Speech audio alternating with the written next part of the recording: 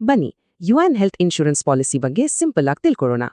ಅಂದ್ರೆ ಈ ಪಾಲಿಸಿ ಅನ್ನೋದು ಹಾಸ್ಪಿಟಲ್ ಖರ್ಚುಗಳನ್ನ ಇನ್ಶೂರೆನ್ಸ್ ಕಂಪನಿ ನೋಡ್ಕೊಳ್ಳುತ್ತೆ ಅನ್ನೋ ಒಂದು ಪ್ರಾಮಿಸ್. ಸರಿ, ಮೊದ್ಲು ಈ ಕಾಂಟ್ರಾಕ್ಟ್ನ ಬೇಸಿಕ್ಸ್ ಏನು ಅಂತ ನೋಡೋಣ. ಇಲ್ಲಿರೋ ಮುಖ್ಯವಾದ ಮಾತು ಅಂದ್ರೆ ಅಗತ್ಯ ಬಿದ್ದಾಗ ಕಂಪನಿ ನಮ್ಮ ಮೆಡಿಕಲ್ ಖರ್ಚುಗಳನ್ನ ನೋಡ್ಕೊಳ್ಳುತ್ತೆ. ಹಾಗಾದ್ರೆ ಈಗ ಕೆಲವು ಮುಖ್ಯ ಪದಗಳ ಅರ್ಥ ತಿಳ್ಕೊಳ್ಳೋಣ. ಇದು 1 ವರ್ಷಕ್ಕೆ ಆಯ್ಕೆ ಮಾಡಿರೋ ಮ್ಯಾಕ್ಸಿಮಮ್ ಕವರೇಜ್ ಲಿಮಿಟ್ ಆಗಿದೆ.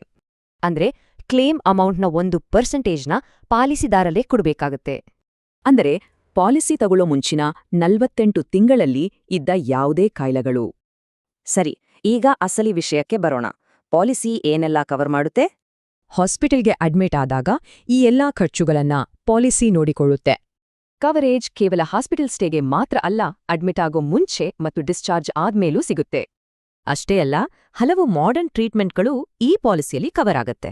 ಯಾವ್ ಕ್ಲೇಮ್ ಮಾಡಿಲ್ಲ ಅಂದ್ರೆ ಪ್ರತಿ ವರ್ಷ ಸಮ್ ಇನ್ಶಾರ್ಡ್ ಮೇಲೆ 50% ಬೋನಸ್ ಸಿಗುತ್ತೆ. ತುಂಬಾ ಮುಖ್ಯವಾಗಿ ಪಾಲಿಸಿಯಲ್ಲಿ ಯಾವುದೂ ಕವರ್ ಆಗಲ್ಲ ಅನ್ನೋದನ್ನ ತಿಳ್ಕೋಬೇಕು. ಕೆಲವು ಕಾಯಿಲೆಗಳಿಗೆ ಕವರೇಜ್ ಶುರುವಾಗೋಕೆ ಒಂದಿಷ್ಟು ವೇಟಿಂಗ್ ಪೀರಿಯಡ್ ಇರುತ್ತೆ. ಈ ಕೆಲವು ಚಿಕಿತ್ಸೆಗಳಿಗೆ ಪಾಲಿಸಿಯಿಂದ ಯಾವತ್ತೂ ಕವರೇಜ್ ಸಿಗೋದಿಲ್ಲ. ಕೊನೆಯದಾಗಿ ಪಾಲಿಸಿದಾರರಿಗಿರುವ ಹಕ್ಕುಗಳು ಮತ್ತು ಆಯ್ಕೆಗಳ ಬಗ್ಗೆ ನೋಡೋಣ. ಪಾಲಿಸಿ ಇಷ್ಟ ಆಗದಿದ್ದರೆ 15 ದಿನಗಳ ಫ್ರೀ ಲುಕ್ ಪೀರಿಯಡ್ ಒಳಗೆ ಕ್ಯಾನ್ಸಲ್ ಮಾಡಬಹುದು. ಮೈಗ್ರೇಷನ್ ಅಂದ್ರೆ ಒಂದೇ ಕಂಪನಿಯಲ್ಲಿ ಪ್ಲಾನ್ ಬದಲಾಯಿಸೋದು, ಪೋರ್ಟಬಿಲಿಟಿ ಅಂದ್ರೆ ಕಂಪನಿಯನ್ನೇ ಬದಲಾಯಿಸೋದು. 8 ವರ್ಷಗಳ ನಂತರ ಮೋಸದ ಪ್ರಕರಣಗಳನ್ನು ಬಿಟ್ಟು ಇನ್ಶೂರೆನ್ಸ್ ಕಂಪನಿ ಕ್ಲೇಮ್ಗಳನ್ನು ನಿರಾಕರಿಸೋ ಹಾಗಿಲ್ಲ. ಪಾಲಿಸಿಯ ಈ ವಿವರಗಳನ್ನ ತಿಳಿದ ಮೇಲೆ ಆರೋಗ್ಯ ವಿಮೆಯ ಬಗೆಗಿನ ನಮ್ಮ ನೋಟ ಹೇಗೆ ಬದಲಾಗಬಹುದು?